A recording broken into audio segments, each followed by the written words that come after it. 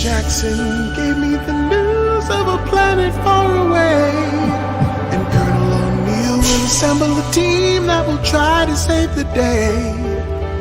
Dr. Sam has a master plan and a science attitude.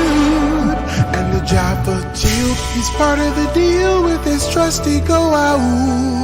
It's just a regular day at Stargate Command, and it might be hard to understand.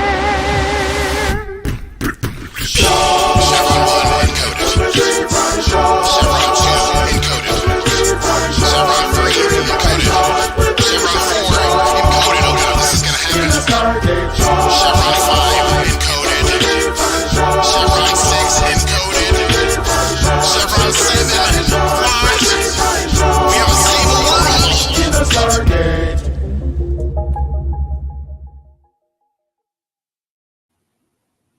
Welcome back, everyone, to another episode of Three Fries Short. I'm your co-fry, Sarah. I'm your co-fry, Cristina. And I'm your co-fry, Rebecca, and I didn't quite get my gummy vitamins chewed fast enough. I love it. Love it. Starting it off in true nature. Mm-hmm. Someone Welcome to the shit show. who was too good to join us for his episode last week has joined us for this week. Of course. Of course. Hi, Ergie. It's being Ergo. very... He's living up to the namesake. Let's just Very say it. diva. Very. No, I didn't want it to be about me. Oh, someone's behind you, too, inspecting your fry light, which we all three Oh. have of them now. I love that And- for us. In true ADHD fashion, I've actually had it for a little bit, but forgotten to actually go get it. Nice. So it's there. I'll fix the lighting later. But hi, that's Pro- a scary thing tip. you never see. Pro tip, put black paper behind it. It works. Okay, that's what I was going to ask you. I was Yeah. trying to look at what you did, and I was like, we'll figure it out later. Yep. But yeah, this is It the really helps. never seen Nice. Scary. Scary's out. She's like a cryptid. she is. I don't She know, is. like- I mean, truthfully, she is. Oh, she's just gonna chill and lay behind. So Aw. awesome. Because she likes Love the light. this. Good. It's all it took. Yeah. Hi, baby. I love it. All the kitties. All the kitties. We are a pet-friendly podcast. So today we're talking about season 3, episode 17. I think it is. Yep. 100 days. 100 I just wanna goddamn say- days. 100, I 100 goddamn days. I thought that's what you were gonna call the actual like stream episode. Oh, it'll likely be the title once Please. it's actually public. Yes. But yeah. Yeah. Okay. I just want to say I have been waiting for this episode for a long time, ever since we did our Sam and Jack episode. Mhm. Because this is one that I picked out that was it had some Sam Jack undertones. And this is when we discovered Rebecca's egregious hatred for this episode. And I am so excited to be here to witness it firsthand and discuss. I was surprised that you didn't put like a selfie in the thumbnail with like laser red eyes. Like that's, I was fully 100 goddamn days. Please do it. Rebecca's like final op, the final boss. So listen, man. it turns out after this watching, as we kind of discussed, and I have a stream of consciousness at the end of these notes, which we will definitely post on Patreon so everybody can see the stream of consciousness. Turns out it's for a completely different reason than I originally thought. So still hate it. There's very good reasons for it, but like actually I think better reasons than I initially thought. So interestingly, so yeah, we'll get to it. We'll dive into it as we go through. Yeah, But- we'll leave a lot of juicy space at the end to have those discourse. I'll keep my interactions throughout it chill, and I'll save it for the end because there's lots of thoughts, but I'd like to keep it all in bulk as much as possible because there's a lot to talk about. Yeah. So before we get into it, want to jump in the fry box, Rebecca? Yes. Take us. Short, cause we're 3 fries short. So we would like to make an announcement, I guess, officially, that we have joined a network of podcasts called the ESO Network.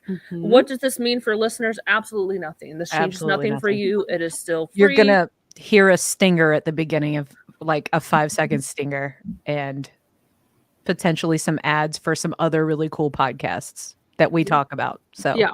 that's it. That's it. It means nothing All different like for you guys. nerdy good, aligned, like this very much in sync with our how we present and how we feel about things. We thought a lot about it. We were not just like rash in that decision. So if we do, bring any of this to light or advertise any of it, it's ones, just know that we have a lot of similarities and think you guys would like them as well. So Yeah. Yeah. And it's a great way for us to grow and network and just become better. I'm always looking at ways for us to become better.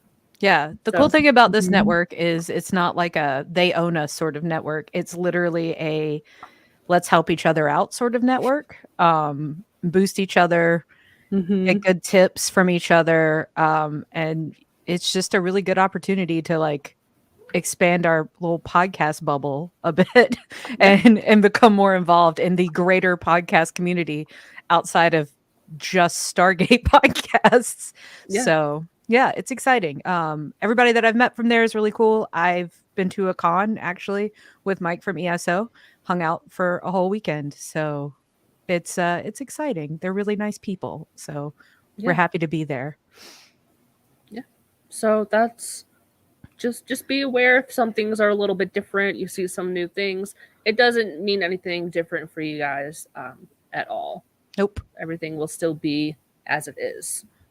That's one thing that we asked too. Like when we had a meeting with him to kind of discuss the contract, that was something we made sure. Like, can we still say what we say? Like, are we limited? Are you going to restrict us from anything? And no, they're not. Can we not? Do we have to like censor ourselves? Can we not say bad words or no? We're None of still that. allowed to say bad words. None of that. Thank God. all the bad words. Although we're pretty tame. We just go on some pretty like hot topics, but a few fucks and shits every now and again. but Yeah, we're pretty tame. you know.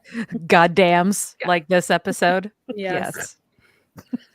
Yeah. So we shall remain the same. We don't have to like do anything different as far as like what we talk about to become part of their network, which is fantastic and one of the reasons why we agreed to do it. Yeah. So that is that. Stay There you have it. tuned. And I think that's everything that we have for the Fry Box. So without further ado, are you ready to jump into this episode? Should we announce that we're pausing? Should we just do a reminder? Oh yes, this is okay. We're gonna take a 2-week pause after this. If you're following us live, you might be affected by that. But if you've been Otherwise- following us audio, I got a couple of episodes in the bank anyway, so don't worry about it. So it just depends on how you consume your fries.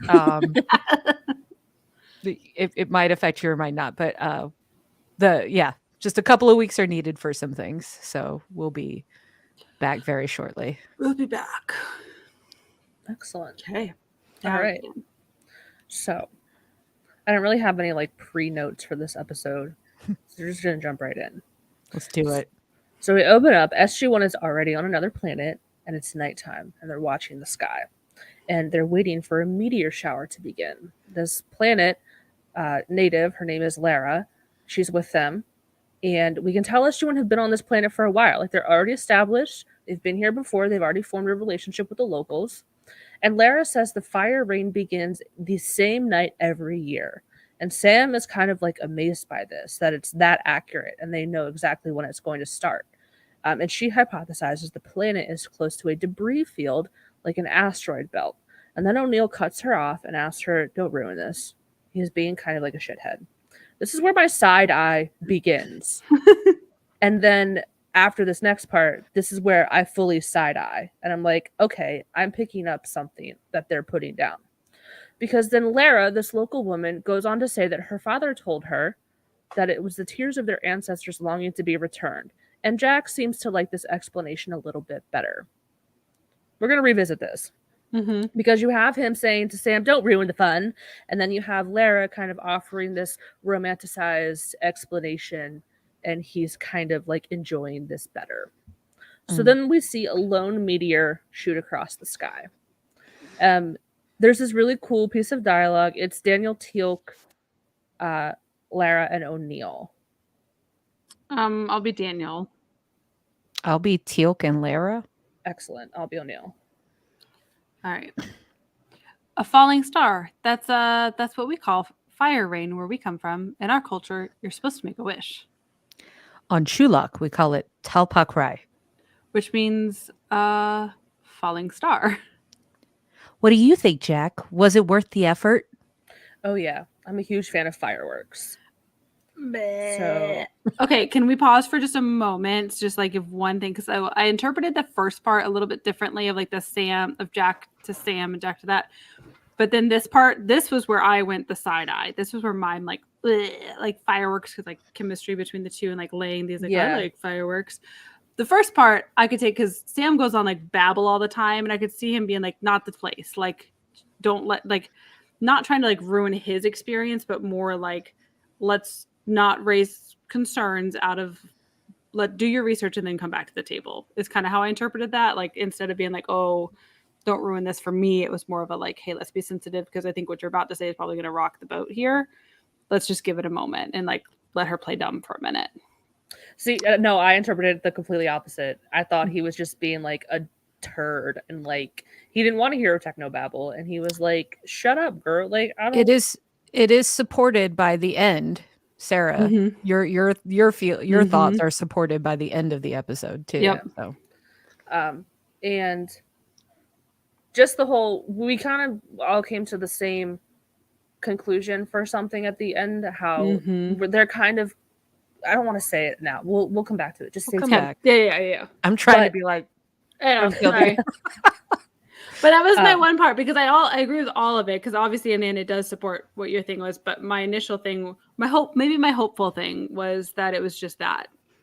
you can make No. it headcanon that way, and it's a lot nicer. So I'm a hater. I'm a hater from the jump. I immediately think the worst.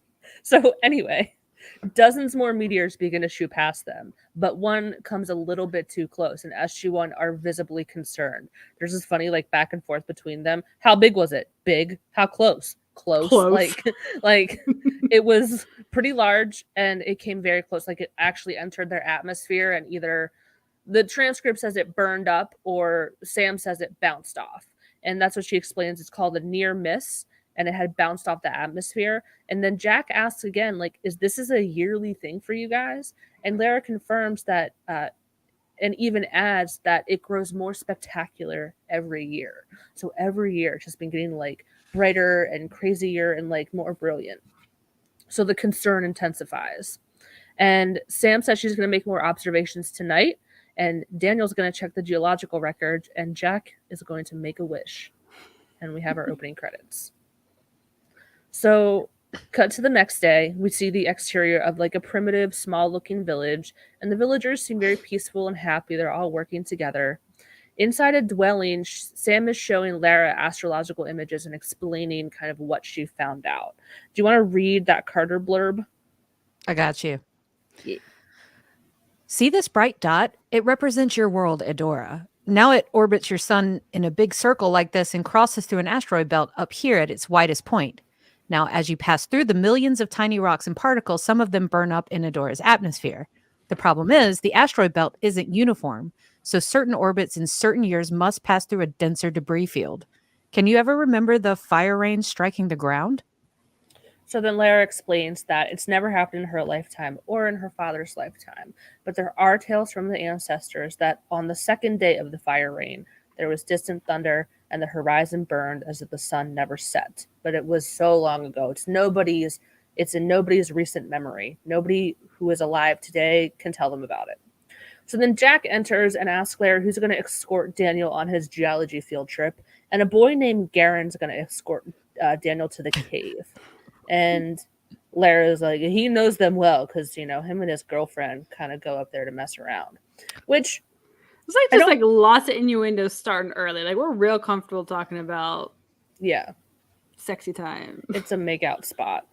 That's where they go. They drive their car up there. I don't think, it's not really made explicit from the beginning, but Garen is Lara's son, a teenage boy. So they don't really say that from the start, but it's kind of later you get more confirmation that it's her kid.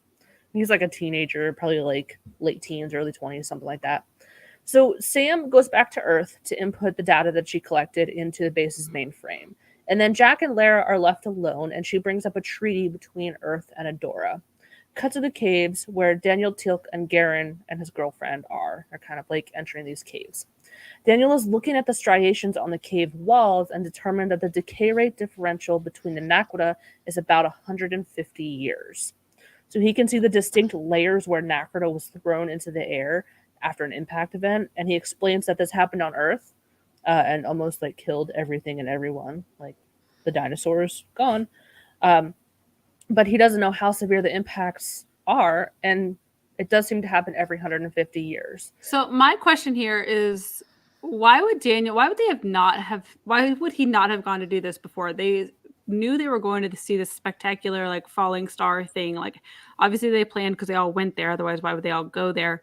Like it's hard for me to believe that Daniel wouldn't have been like, oh, like gone around and like looked at historical things before this. If they've been there for a while, why would that have been his first time observing? I feel like they that probably cave? really played down the thing. Like the villagers were probably like Maybe.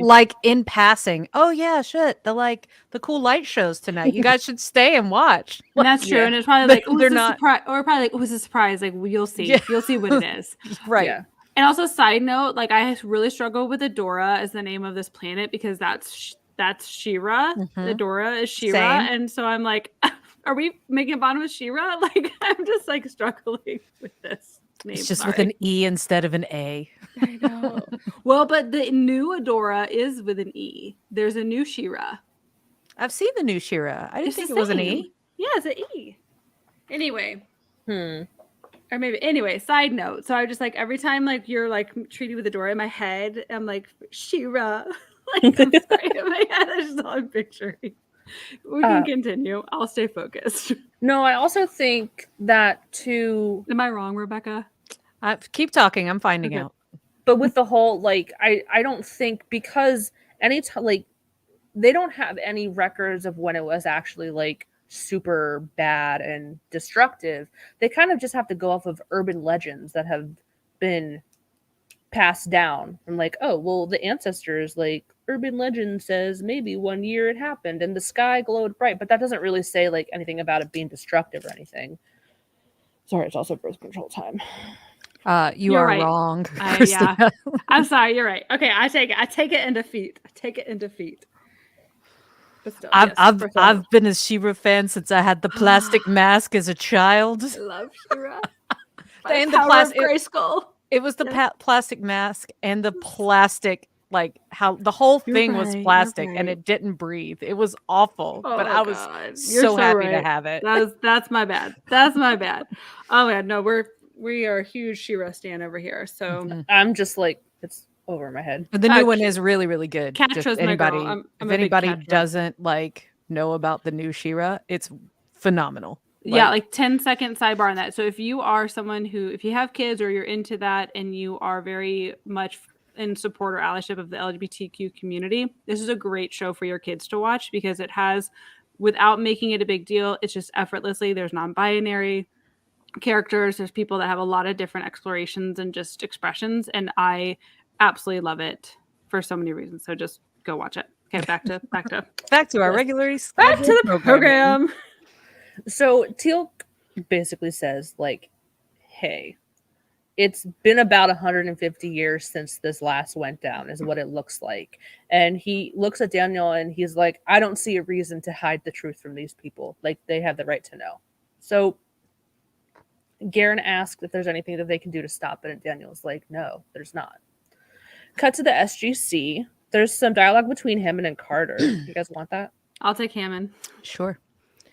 According to the observations I made last night, the near miss we experienced was just the first of hundreds of crash-sized? Is that car-sized? It should have been car. Car-sized asteroids directly in the path of Adora, P5C768. The night sky is full of them. We can't evacuate an entire planet, Major. As far as we know, these are the only descendants of a people brought to Adora by the Goa'uld thousands of years ago.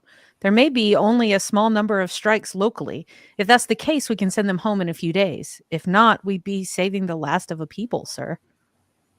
So we find out some more about the whole asteroid thing, that it is getting worse. Like this year is bad, and they're kind of predicting there's going to be multiple strikes to the planet.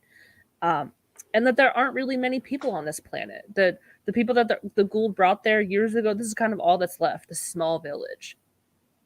Cut back to Adora.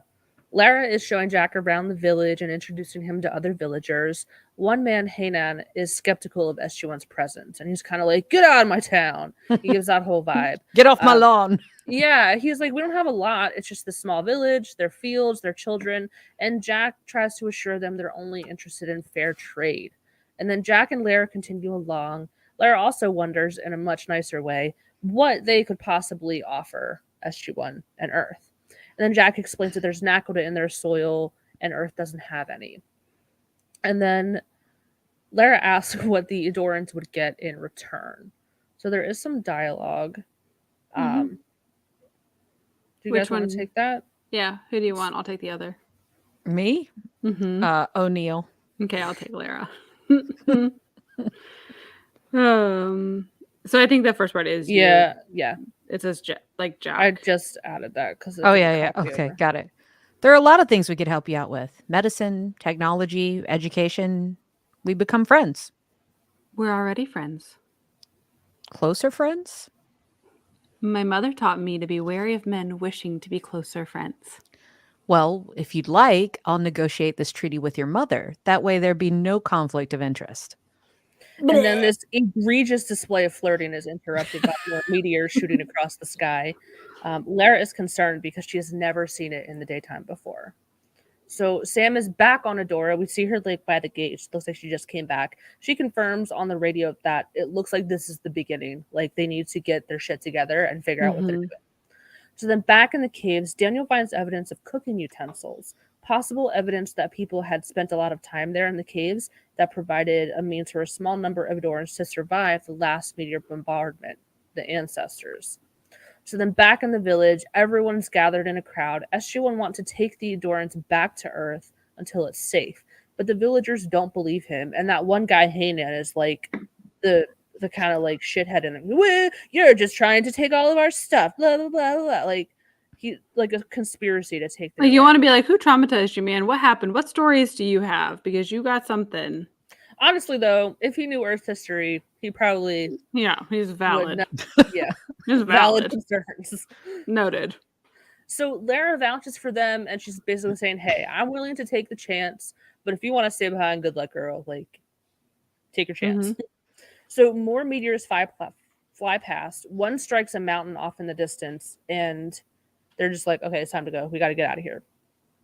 So Lara's packing her small number of possessions. She has a couple things that she's going to take with her, and she calls for Garen to get his things, but he doesn't answer. And that's where I'm like, wait, is he her son? They never really say explicitly, but he does live with her, and I'm pretty sure that's her kid. But Daniel and Teal'c said that he came back from the caves with them when they came back, so he should be here. But they think he went back to the caves to try to survive like their ancestors did. So then Jack goes off with Lara to find him. It's getting intense. Like they're just continuing to get bombarded. You can hear like the explosions kind of going on in the background. Sam, Daniel, and Teal'c are evacuating the villagers who want to leave, and then approximately 1/3 of the villagers want to stay behind, which is wild. I think they're like, are you kidding? What? They want to stay? But you can't force them. Nope. So Jack and Lara are not back yet, and they're not responding on the radio either. But we see them get to the cave and find Garen. So Sam and Teal'c are waiting as long as they can. Sam even says that Jack can just dial the gate when he gets back. Like, we can leave now. He can come back when he gets back. But a meteor heads right for the gate. Sam and Teal'c make a run for it. They dive through right before the gate is hit. They barely make it through the wormhole before it destabilizes. Like, it does the whole flicker thing. Teal'c wants to go back right away, but Sam is like, we cannot do that. You will go into a firestorm, and that last one directly hit the gate. There's no way. So we'll have to send a Malp first. Back on Adora, night has fallen. The planet is still getting hit with meteors, but it's raining now, so that's good. Like, it'll put out all the fires. Jack, Lara, Garen, and his girlfriend have survived and continue to wait it out in the caves. As the meteors continue to bombard the planet, Lara moves and sits closer to O'Neill, holding on to him. Which, okay, yes, it's a little bit silly, but also it's kind of scary. Like, that's a scary situation to be in, where you just kind of hear, like, constant explosion sounds coming from outside, and you don't know, like, is it going to hit the cave? Will the cave collapse? Like, it's a very tense kind of situation that they can only wait it out. So back on Earth, SG-1 plus Janet, they're all geared up and ready to go. I thought it was cool that Janet was part of the crew. They're like, I guess we might need a doctor. But they send a map through. She's ready to go. She is. ready. They send a map through, but there's no signal. And Sam concludes that the map must have been destroyed as soon as it reached the other side. Hammond tells her until she can provide more answers, the rescue mission is scrubbed. Also, RIP to map number 1. No. Rest in space. Yes. So I added a note here just to keep everybody aware. okay. We, at this point, are 20 minutes into a Mhm. 45-minute episode. Mm-hmm. I just want to say that, and we'll Mhm. talk about it afterwards. But like, we're at 20 minutes at this point. Basically halfway. Yes. Yes. Mhm. Cool. Continue. So back on Adora, the meteor shower is over. The group in the cave head back to the village and see it's taken some damage, like some of their buildings are smoking and have some fire damage. What are you doing? Largy. Oh God. Ergo. He's being very He cute. is definitely making up for his departure last week. Yeah. As he's sorry So, for those He who wants to aren't able watch, contribute. Yeah. he's trying to take over Sarah's mic, and Yeah. this is what's happening. Okay. Adorable kitten. I just need to pet. Just All keep, the just pets. keep petting. Just keep petting. So the village has taken some damage. The people who stayed behind are injured and burned, and 3 families did end up dying. One meteor hit like a Mhm. dwelling and took out 3 whole families. Hainan said that on the 3rd day they couldn't take this. They're like, we can't take this shit anymore. We're gonna go to the gate. We're caving in. We were wrong, but it's not there anymore. They're like, we went to where the stone ring was, or at least where it used to be. Hmm. So Jack runs back to the clearing, but only finds a massive crater where the gate used to stand. It looks like a quarry. Like, it's a big Mhm. crater. It's not just like a little, it's like a quarry. So Lara follows. She's upset for her people because the 2/3 of the villagers who went through can't come back. Like, they're displaced Mhm. as well. And Jack also can't leave. So later that evening, the remaining villagers gather for dinner. Jack enters the dwelling, which is Lara's home. So we have Hainan, Jack, and Lara. I'll be Jack. I'll stay Lara if you'd Sure. like.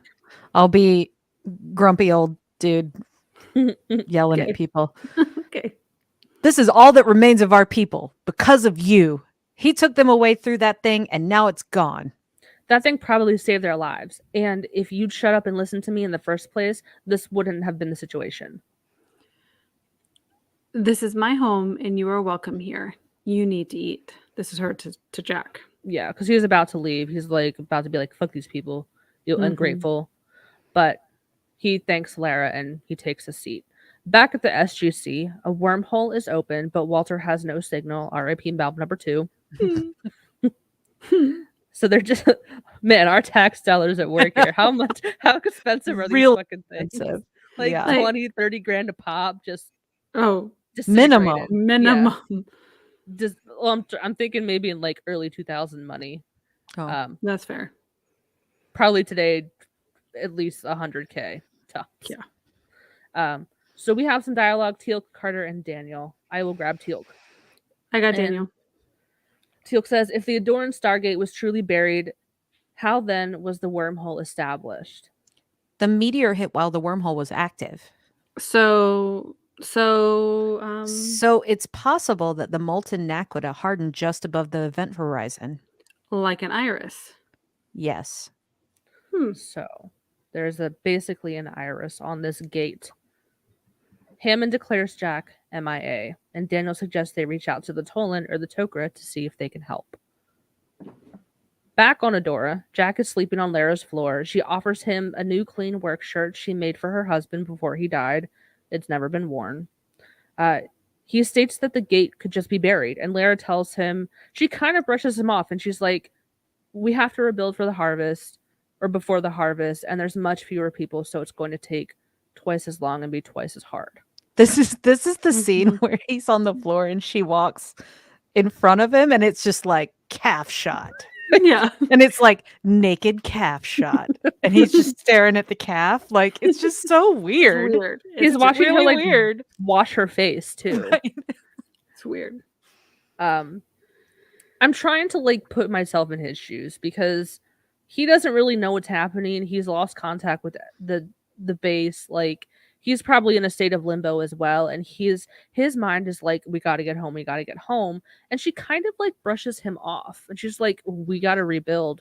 We got to make sure everything is built up again because the harvest is soon, and we need to focus on that when that time comes. So I also get where she's coming from too, because she's like, our life has to go on too. Like Yeah. we're missing all of our people, but we have to go on or we're not going to survive. Yeah. So then back at the SGC, we have this dialogue between Hammond and Carter. You guys got that? I'll put on my hammy hat. I'll Yeah, try to got do this. some justice. All right. Wormhole physics, a field major that you pioneered, states that under these conditions, ordinary matter won't even reintegrate on the other side. There's no way to overcome that. I think there is, sir. And I'm not the one who thought of it. Sokar did. Sokar? Yes, sir. When he tried to breach the iris by bombarding it with a particle beam, subatomic particles barely small enough to reintegrate produced energy as they decayed. Which caused the iris to heat up. Exactly. Now, if we could do the same thing, we could melt the hardened Naquita barrier just above the event horizon and create a pocket of superheated gas. And then what? Well, then all we have to do is open the gate again, sir. The unstable vortex it normally generates would then be allowed to expand into that pocket and create an even larger cavern. One person might be able to go through, sir, and dig it out. I think we can safely assume Teal'c would volunteer, but We don't have a particle beam generator, sir. We'd have to build one. then you better get started. Earth has a plan. Yay! I kind of like how they just throw it like, I bet Teal'c will volunteer. We can count on him. He's probably ever since this all started has it's just still just like been like, I will go. Yeah. Yeah. It's like, let's go. Teal'c, there's nowhere Yeah. for you to go. Like, calm down. But Yeah. also remember, I think it was Prisoners when they said like, or like it was an episode where like, well, Teal'c will just have to manually dial the gate, and you cut to Teal'c and he just looks so annoyed, like, yeah, fucking Teal'c can dial this shit manually. I think, you know what? I think I found like a meme about it. I'll have to find it and send it to you. It might have Nice. been in the base too, but it was really funny. He's like, God damn it. I always got to be the one that manually dials it. You guys need to hit the gym, He's got work the out. muscles. So back on Adora, Jack is digging where the gate used to be. And this is after he has helped in the fields all day. So he's helping them in their fields and like repair and build. He's helping contribute. But then his second job is going to this massive crater and digging up the Stargate. And Garen brings him back some water and apologizes.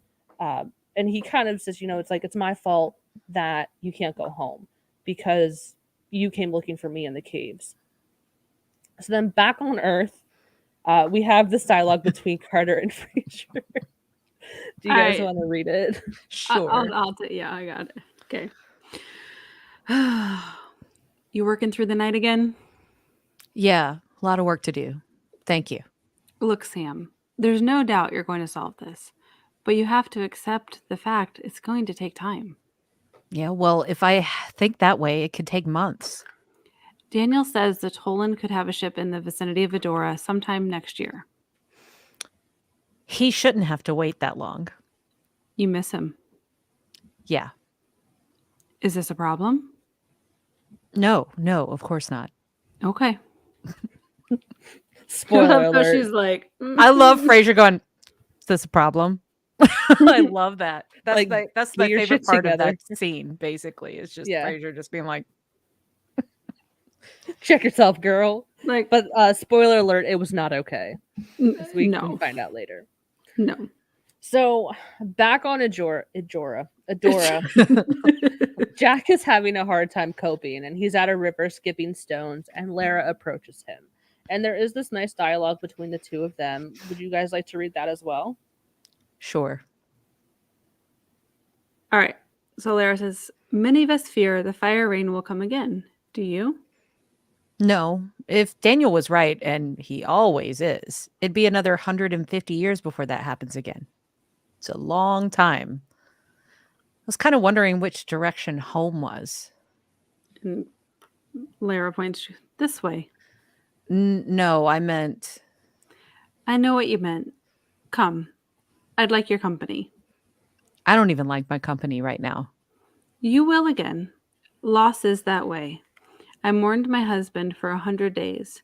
I never left my house. I never spoke to anyone.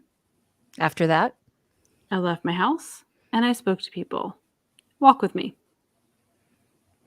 So I do like this I do like Mhm. this conversation between them. Mhm. She overall, like, I like the character of Lara. She is a very kind, genuine person. She Mhm. doesn't have any kind of, well, I don't want to say that, but like she doesn't seem to have any nefarious motives or anything kind of manipulative going on. Kind of. Kind of. We'll get to that. Move. But overall, like she is a very like I like the character. And we'll get into that. Like there's multiple other reasons why I appreciate her character, and I don't really hate her and Jack's relationship. Hot take. So we jump to 3 months later. There's like a whole like thing that comes up that says 3 months later. And at that same river, Jack is kind of fishing in a canoe. I don't know if he's fishing, but he's like riding in a canoe. Lara meets up with him and they begin to walk home. They have grown close. They're clearly enjoying each other's company. And she tells him Heyman invited him over for dinner, thanking him to help rebuild his home. And he's surprised since Heynan's that guy that like fucking hates his guts. Mhm. But Jack's like, hey, anything to help. And then Lara says there is something else that he can do to help. Mm. But then she gets all shy and shit. And Jack's like, come on, no takesy backsies, tell me. But Lara decides to just give him a hint and leans in to kiss him.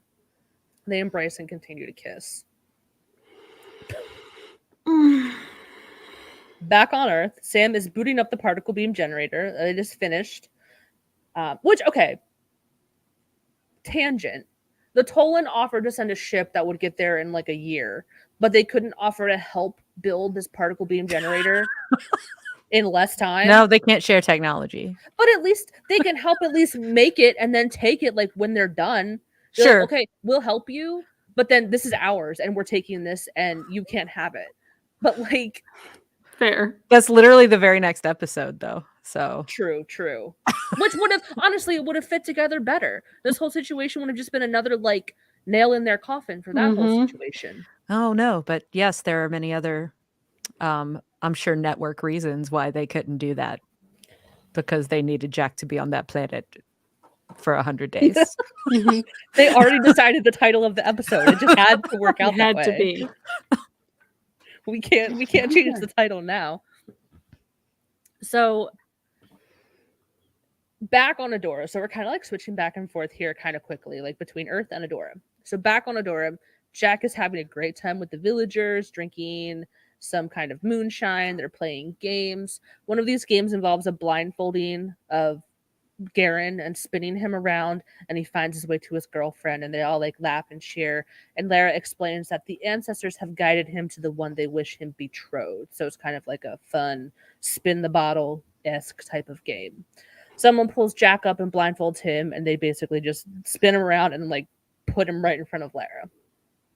And they hug and they embrace. Back on Earth, they send another Malp through the gate. They send another Malp through the gate. They receive telemetry for like a minute, but then they lose it almost immediately. R.I.P. Malp number 3. Just 3 whole Malps. That's the last one, but 3 whole Malps were lost. Thoughts and prayers. So there's some more dialogue. It's Teal'c, Carter, and Hammond. I'll grab the Teal'c. And he starts off by saying the gate is horizontal as you thought, Major Carter.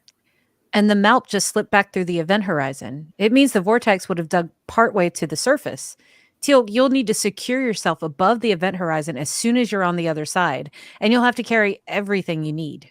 I understand. I hope you do, son, because if you fail to dig your way to the surface, this will be a one-way trip. Hammond calls him son. He's older than Hammond. But he always calls him son.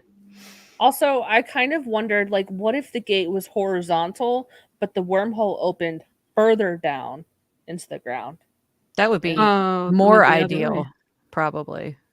But okay, so then Teal'c would, I guess he could just like plop down on the ground then, yeah, and just kind of chill. They'd have to disengage the We'd have wormhole to right away dig though. more though. Yeah, and he'd have to dig much more. So Hmm. it's kind of hard. I guess the reason they can tell is because the mouth falls back through like gravity Yeah. and stuff. Yeah. So I guess the worst case scenario is if it was just like in the ground, like face up, because then they kind of wouldn't really. Well, they would know which way to dig. Anyway, it's horizontal. Teal'c gets his little harpoon thing and shoots it so that he can like basically climb up and then dig his way out. But then back on Adora, why do I keep saying it like that? Back on Adora, Jack and Lara arrive home and they're alone. Garen is not there. Hmm. Who wants Your to read this? face, Rebecca. Oh, your face. I'm sorry, but like you just went. I know, because I'm reading this dialogue right now. Oh no. Who Oh, wants it? I mean, we'll take it. I mean, we're gonna do it. We got Do this. All right. Do you remember when I told you there was something you could do for me? O'Neill nods. I want you to give me a child. A child. I wanted to be patient. I wanted to wait until you had let go of the life you left behind, until you knew that you belonged with us. Tonight, there is something in your eyes. Lara, you should know a part of me is never going to let go of what I left behind. It's not the part I want. Mm. We know what part you want, We Lara. know what you Yeah. want, girl. We have some comments we can kind of touch on. Adam says he needs to understand why Rebecca hates this episode now. I don't know. That was kind of right when we started. And then Yeah. Nella's like 100 goddamn days. It's one of my favorite Frasier moments because it's great balance between I'm your friend, but I'm also a military doctor. Mhm. Yeah. Keep your shit in check, girl. Do Yes. it. So, okay, listen. Asking for a baby, not a small favor. All right. Not a small favor. So, okay, I'm trying to. Can we pause? Because I made a note next to one of your things, Sarah, saying I got thoughts on that one, and I want to keep it to that spot because I got thoughts on like how that went down. Yeah. That are probably a different hot take, but yeah. So they kiss again. The scene fades out. It is implied that they hook up. Mm-hmm. We know that's what happens. Back on Earth, Teal'c is at the ready. He's got his like harpoon thing ready to shoot through. And then he looks so cool. I was like, I love how they dress all the stuff, and it's so good. The rock climbing modification for Teal'c, like he's got all his ropes and hooks, and I think he's wearing some glasses. So back on Adora, Jack and Hainan are cutting wood the next day, and Hainan tells Jack like that Larry's a fine woman, and then they commiserate about how hungover they are. So he kind of bonds with this guy that hated his guts to begin with. And then Lara approaches Jack. Just kidding. Back on Earth, Teal'c secures himself through to the other side of the gate. Not on Earth anymore. He goes through from Earth. He's back on Adora, underground. He secures himself on the other side of the gate, kind of like rock climbing, but way scarier and way less fun. Then Lara approaches Jack with his old things, his like uniform, radio, all of his SGC gear. You guys want to read this? Oh, sure.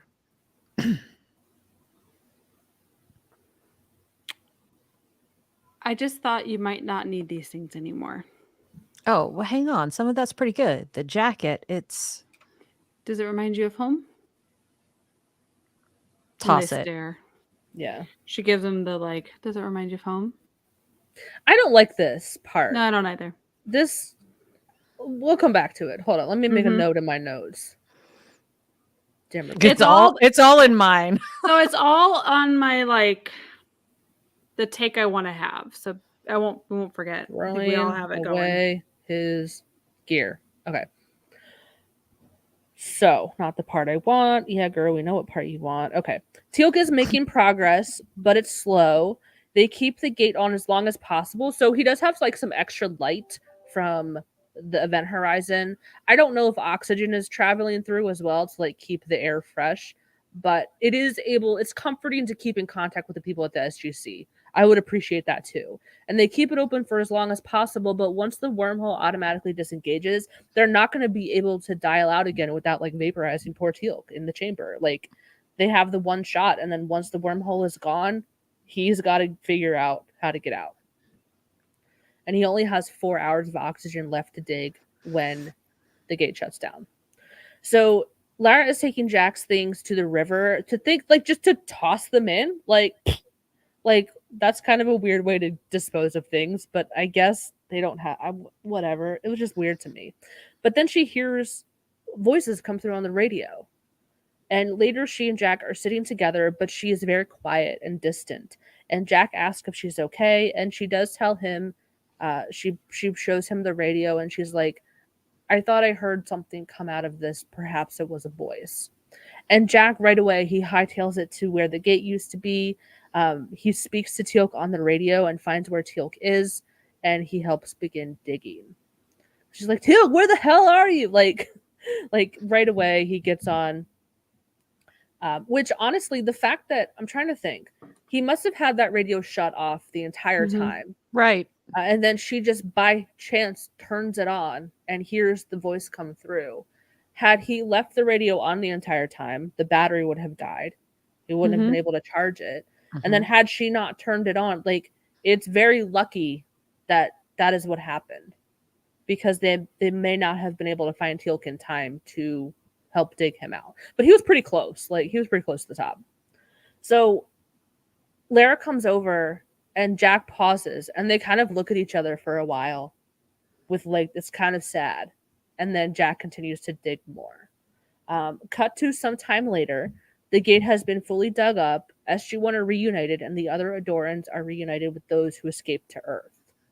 So we have Carter, Daniel, O'Neill, and Lara. I will grab the O'Neill. I'll do Daniel, Lara. Cool. So when the third MALP sent back just a few seconds of telemetry, we knew the gate was horizontal. And then O'Neill walks past her. Is he all right? He's fine. I just don't think he was expecting to go home again. Then Lara says to O'Neill, you must be very happy to be going home. No, I'm not. You don't have to. Come with me. I belong here. I'll come back soon. We still have that treaty to talk about. Of course. Our two worlds are going to be friends. And then they embrace, closer friends. Fair day, and be well. O'Neill walks back to SG-1 while Lara stands watching, her hands crossed protectively over her stomach. Fade out. We kind of zoomed through that pretty quickly. This was a little bit of a nothing sandwich. I was holding it. What? I'm sorry. All the other things to say that are like the other. We didn't go on a rant. Nope. Wanted to keep it all for the end. So this last scene kind of sucked because, like, maybe Jack didn't understand, like, how hard Sam rode herself to, like, get to where they needed to be, and how, like, she busted her ass basically for those 3 months while he's kind of just, like, living, like, camp life. Like, he's camping, like an extended camping trip, which is a very nice way to put it. I do admit. But let's just get into, like, our thoughts. And my hot take, which I kind of already stated, is I don't necessarily hate Jack and Lara's relationships. In theory, I don't either. Okay. I can't wait for you to elaborate. Some reasons why I don't. I like that she is age appropriate. And I didn't look it up, but she is closer to Jack's age. She's not like some 22-year-old. Yeah, look at her son, you know? Yeah, like, she has a teenage son. She is closer to Jack's age. She has been married before. It is an appropriate match. One of the more appropriate matches that we have seen. And I understand that a lot of people don't like Sam and Jack's relationship or, like, ship because of the age gap, which I can understand. I fully cringe when I see some, like, Reddit stories of, like, my male 42 wife, 25 female. I'm like, ew. That's a horrible age gap. That's gross. And like, we've been dating 6 years. And like, so since she was 19 and you were 37, cool. So I get that age gaps can weird people out. And I like that Lara is age gap appropriate. She is overall a kind, genuine person. Nothing really about her, for the most part, really sends me any red flags. She is very. I mean, she was honest about what she wanted too. I mean, yeah, she's very kind and open from the start. And they're both grieving because, like, she is grieving the loss of 2/3 of her village, and then the 3 families that died, and then Jack is grieving kind of like the life that he left behind. So they kind of come together over this grieving process. The romance is much more believable. Because compared to something like Past and Present, boo, tomato, tomato, that felt so rushed and melodramatic and corny. And this evolves over the course of 3 months. So by that 3-month mark, I don't think they have slept together yet at that point. They have just become kind of close companions and like living together and helping the village out. This is where part of my issues come in, though, because whereas 3 months in and of itself is totally a believable amount of time for that, the episode itself it can't have devoted more than 15 minutes to it. Yeah. Like, and that is ultimately just the bad writing of this episode. I feel like they could have flashbacked this. They could have had him already on the planet with her and SG-1's gone, and then flashbacked everything that happened in the first 20 minutes. And it would have made you feel like you psychologically feel more like it had been longer, but it doesn't because of the way they frame this episode. Oh, yeah. Well, and that's so, like, on that note, it always irked me because this is one of not very many where they don't, like, they just start us like in the middle where it's assumed they've been there for a while and we don't really know how long, so it leaves it this like open-ended same psychological space. We're like, well, we know they're not new meeting, so maybe it makes sense they've been there for a while. We don't actually know how long they've known them, and I don't love that piece of it because I don't know where they begin. I don't know where and how far back. It's just made up. I think it figured out. Right. I think it could have been really cool to like have the entire episode framed in the context of Jack and Lara having these conversations and like trying to work through that grief process, and that being the frame around these like flashback moments of everything that happened before. Yeah, that would have been cool. And I think it would have, pace wise, it probably would have solved a lot of my issues with this episode, because I just think it was really sloppily done and put together in a bad way. And I think they did certain things intentionally just because they were like, oh, we need to give Jack some kissy time. Kissy time, basically. Yeah. So anyway, continue. But on that note, so we can like stay, like, it also bothered me that they absolutely did cut scenes between like Sam missing him and working hard to get to him and dealing with that, and then they cut straight to like Jack in the other scene. Like, that's fucked up. Like, don't do it that way. One, you didn't need to do our girl dirty in this episode. Like, that didn't need to come up. She would have worked just as hard for any of them. It wasn't just because of that. You know? Like, you honestly wouldn't have even needed to show the SGC scenes at all. No. You could have wrapped it up by like hearing her like super excitedly talking about everything that she had to do at the very end of the episode, and you wouldn't have really needed it, you know? No. That's where the comment of saying like I feel like both of the women in this episode kind of got nerfed in a little way, you know, like Lara and Sam. I feel like they both kind of got nerfed. I don't disagree. Yeah, because they both were wonderful in their own aspects. Like, Sam didn't need this to be a mission for love. Sam would do it just for a mission for science and technology and like the capability to do it, like to do it. And then for Lara, like, and this is my little like note about like, she's from this small world, small experience. Her intersectionality of like what she's bringing to her, like how she's handling the situation is from her own experience. And she's very wise and mature for that. Like, she hasn't had a lot of world experience, so she's really mature in her emotional well-being. And to have it so, like, I'm hungry for a baby, like, really makes it cheapens it a little bit. It's just like... But it does. But then this is where my hot take came in, because then I'm going, she's also a realist and also knows what's at hand. And then I kind of switched my tune a little bit because I'm like, wait a second. She's very much in that state of like, what has happened has happened. We're going to give it a moment and then we're going to move on. And what she's seeing is 2/3 of the village is gone. Who is going to procreate? Who is going to have the next generation? And I also think there's a sense of like, you know, I wish I would have waited, or whatever that may be. But I also think she sees a sense of like, it would be nice to bring more children into this world. And I would like it to be from you. Like if I would like that to be you to give that to me. And the way that she asks it is not, I want to have a baby with you. She never claims this clinginess of like wanting to stay or trying to, she doesn't do that, but she's very much like, I need and would like to have child. And I'd like it to be from you. And there's a different language than I think a lot of opportunities could have been like, I want us to have a baby. I want us to do it and like anchor him and capture him.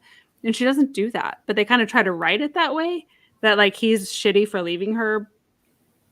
And she's this like love, lust, baby hungry. I don't know. Like it pisses me off in that space. But I do think her asking was out of like, I think we need more babies. We need more people. And if I'm going to have one, I'd like it to be from you. That's true. And she gave him the ability to consent. Like she's very honest about it, you know, and he said yes. Or, we imply he says yes. He didn't say no. He didn't brush it off. I don't think she would have forced him if he said no. Yeah. And also when you think about like how many villages are left, they could be related to each other. Like that could be my bro. And like very small gene pool. So like you have Jack, who is an outsider who has he's not related to any of these people. So it'd kind of be like a safe bet kind of reproduction wise. Yeah, but so that was like my hot take in that space. Like there might be more to it than just the like love space. I think you're giving the writers more credit. Well, I know I am. Like, but that's like the Jackson to me, how I want to view it, because I'm like, sure. Oh, but I absolutely am giving them too much credit because I know better. I know better in the scope of these shows. I know better, but I want to because we already know. In my head. Well, because we already know like the whole Michael Shanks thing and like let's delete the wife sort of thing, you know, like yeah. So I don't know, especially coming really, you know, hot on the tails of like those things for them to like get this episode because they're like, oh, we've been talking a lot about Daniel, but like Jack hasn't gotten any in a while, like. Sam has Nareem. Sam kind of has Nareem. Like they give her the creepy, like whatever. Then they don't even give Teal'c anything. He's got a wife somewhere out there that they don't really give him much. Eventually he gets something kind of. He does. So, but anyway, despite the issues with the framing of how the episode was timed, their romance is much more believable and much more palatable to me personally than like say that romance between Kira and Daniel, because that was so melodramatic and you're like, I've never felt like this for anyone, blah, blah, blah. And it's like you've known each other like 12 hours, chill out. Like it felt like, you guys watched Frozen, it felt like Anna in Frozen where she's like instant fall in love with with Hans. Like it's like we love each other, the love bombing, it's disgusting. And even with them, with Jack and Lara knowing each other much longer, that you still don't get any of that corny, like, I love you, I've never felt this way about anyone else before, please don't go. Like you don't get that, and I appreciate that. It is much more bittersweet, and they kind of both understand, I have to go, she has to stay, like this is a bummer, but it is what it is. And I just like the way that it was executed better. Again, despite the framing of the episode, you do get like hints along the way before the meteor shower. They are kind of flirtatious together. They do get along very well. So you can see how that would naturally progress over the course of 3 months. The whole baby thing kind of threw me for a loop. But then her throwing away his gear, it was like the moment they slept together, she was like, okay, he should just fully be committed to me now and move on completely. And I'm just going to throw all this stuff away. Like she was more ready for him to move on than he was. And that's the shitty part. And that goes like to my note. And I want to take a minute because then Rebecca, I love your entire take on it. So I will like, my one thing is like, but this, because then I want to say this part because I get it. So I think that I call them beacon moments, but they're whatever they are for people. But these pillar moments in life where you have to either, it's like you get to that next stage of emotional development or maturity, or like something happens and you choose to either lean in and accept it or you wallow in it. So I think about people who like stay lost in the past. Like they always look back. They always like, oh, high school was the best days, or those were the days, or those were the days. But people who see a moment for what it is figure out shit, like things aren't going back. Like I think about for us, like COVID, like things are not going to ever be pre-COVID again. Mhm. You know, it's not going to happen. And it took people different amounts of time to realize, oh no, we're not going back. You have to move forward. Our life has forever been changed in a trajectory globally. And so I think I like that this episode puts something in there, but I think they did Jack dirty, because to your point that you brought up about like he was a prisoner of war for much longer than this and in a much more intense space, and he got out of it. And so I wonder what happened or triggered in O'Neill to go into this like almost like PTSD response of like submissiveness, because he's real mellow. He's real like just gonna go with the flow.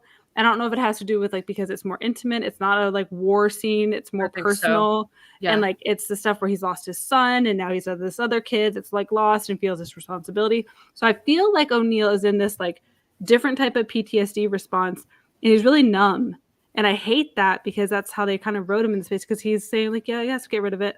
I guess he's just like a passenger. He rolls on over. it. Yeah. The And entire that- episode, yeah. He's like very- he never even when he agrees to like have a baby, he's like he's not passionate in any of these scenes, like at all. And that's like, so that's my thing. I think it's important to note that these moments happen and people deal with them so traumatically differently. And for him, he was taking a long time to adjust and probably was nowhere near being ready to adjust or move on. And he tried to say that, and she didn't really respect that, or was kind of hoping to push him forward or faster than he was ready to move on. But anyway, that's my thing. And then your brilliancy of just that got it all out. I word vomited, and it you'll hear the evolution of this like thought process. But my first exact thought was, like Cristina was just saying, the whole episode takes place over 3 months, and Jack is cool with giving up on going home. I did mention he spent 4 months in a POW camp during the Gulf War, so longer than 3 months. The other thing that bothers me about the 3 months and giving up is that he said in this episode, he's like, the gate could be just buried, and he's digging. And it's like, you see one scene of him digging, you don't see him try digging anymore or anything. That's a bit odd to me too. Like, why is he not, like, there should be a scene or something where like he's like gotten a little deeper or something, and like Lara or somebody comes up and says whatever. Like, there could have been something like that.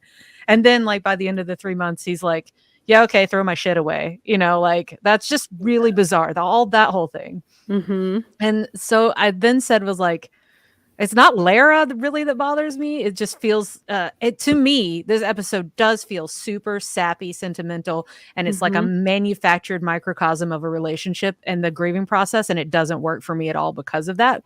The sappiness also is manufactured by the fact that the music is so goddamn sappy for the last 25 minutes of the episode. I don't think they have used that music any other episode. It's just like the whole thing, except for like you get the Sam and Jack theme when Sam's like missing him, right? But like everything else is this other, and it's just consistent all the way through, and it's designed to make you like, that's what music does, to make you feel that way. I said the whole Preggers thing at the end is super fucking soap opera. Oh god, the pan away with the like hand on the belly, the like yep. I wonder if there was an abandoned storyline somewhere in there. I don't know, maybe. And I said, even throwing the Sam worrying part in there, like, I did like Frasier just being like, yo, we okay? Like, you gonna keep doing this? But fix your fucking face, girl. Get it together. But it just felt that like making it about the fact that she's like, I miss him and I've got a problem with it. It just puts her like brilliant particle being creation into like this weird different perspective. That's like, can we just stop and like mention about the fact that our girl just made this like awesome thing? It's like they want to set it up for the ultimate like girl fight, right? Like, Sam's gonna save the day, and she gets heartbroken because when she gets there, she did all this work for Jack, and then he's there and he's impregnated somebody. It's like they did this, like they set up the fight, but then they were like, we don't have to have the fight, but we're going to set up the fight, and we're going to make everybody mad about setting up the fight without having the fight. It's that It's just beginning yeah. scene. It's that scene at the beginning that kind of sets the tone because you have Mhm. Sam who's like all science and boring and boo, but then Lara's got this like lovely romanticized Poetic. Yeah. poetic mythology of like the ancestors and Mhm. stuff. And like you can see Jack is like, boo girl, like don't ruin this for me to Sam with your boring ass science talk. But then like Lara Mhm. says her piece and he kind of like wistfully looks at her like, Mhm. much better. That's Yep. more palatable to me. Mm. So that led Mhm. me to I even said, so I don't know, maybe it's actually the characterization of the two women in this episode that I ultimately don't like.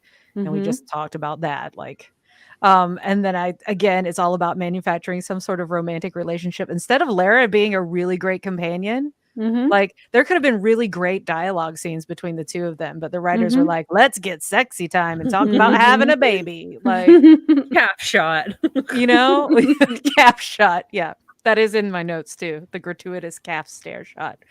Um, I mentioned Hammond, Mhm. like declaring Oh him yeah. a missing in action real quick because that is before the jump ahead 3 months. Yeah. Mm-mm. So that would have been within like I don't know, a couple of days maybe. And he's like, I'm officially declaring him missing in action.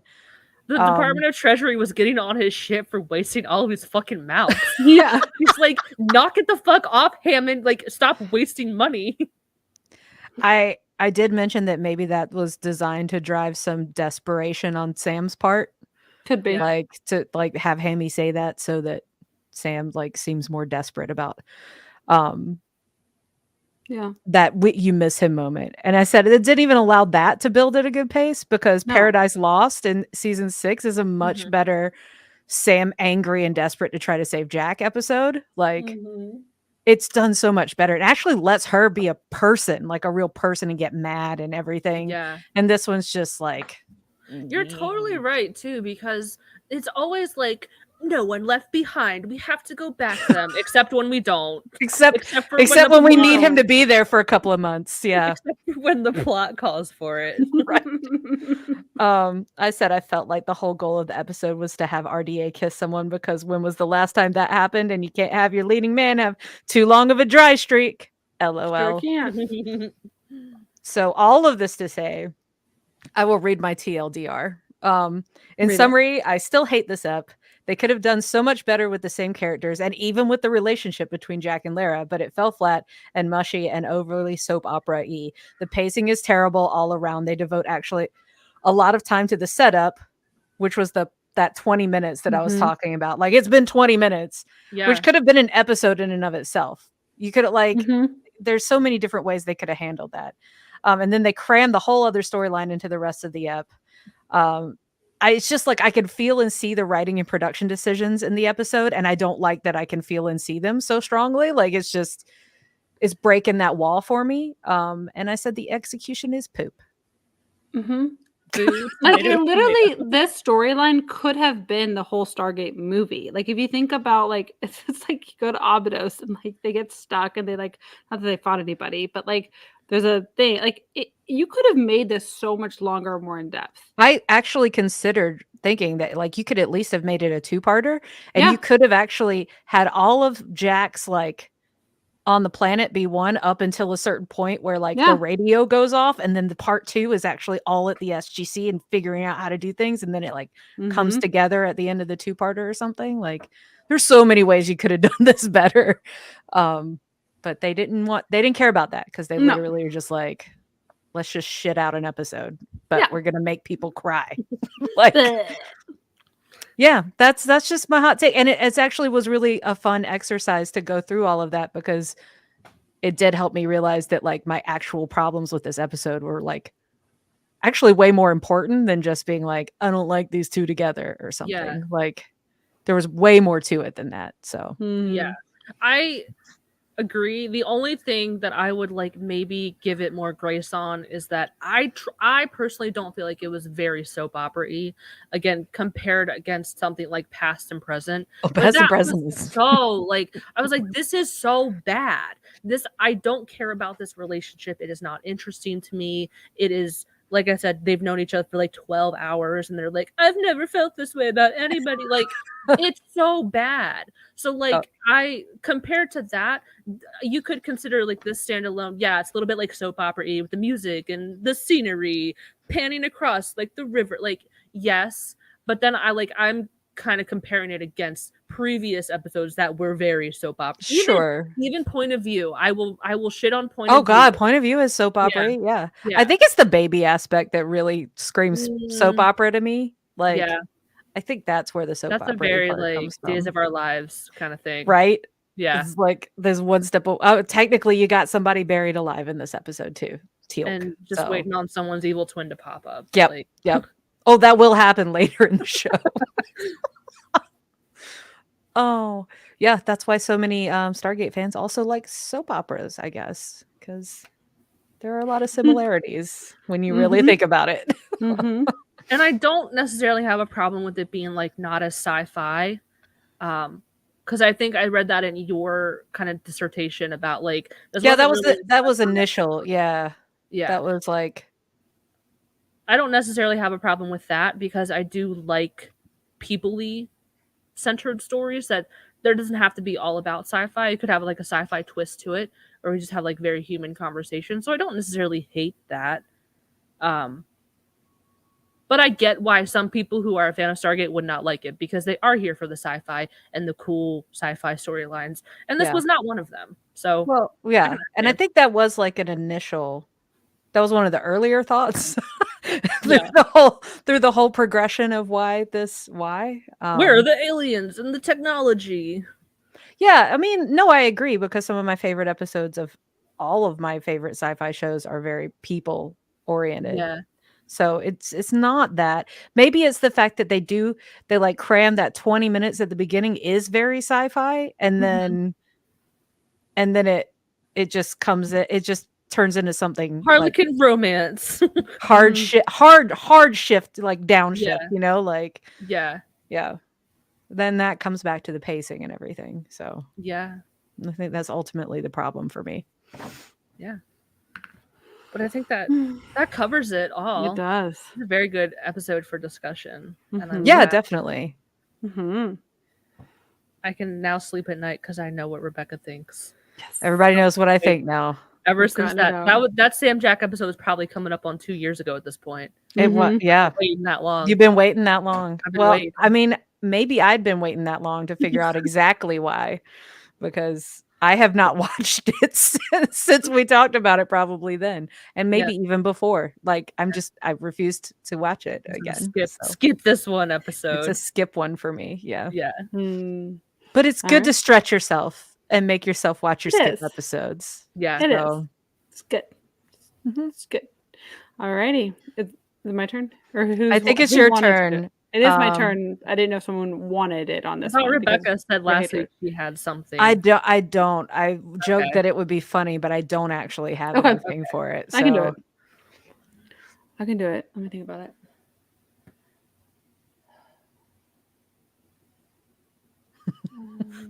This is a hard one. It is. It is. Okay, I'm thinking which character I'm going to do this from.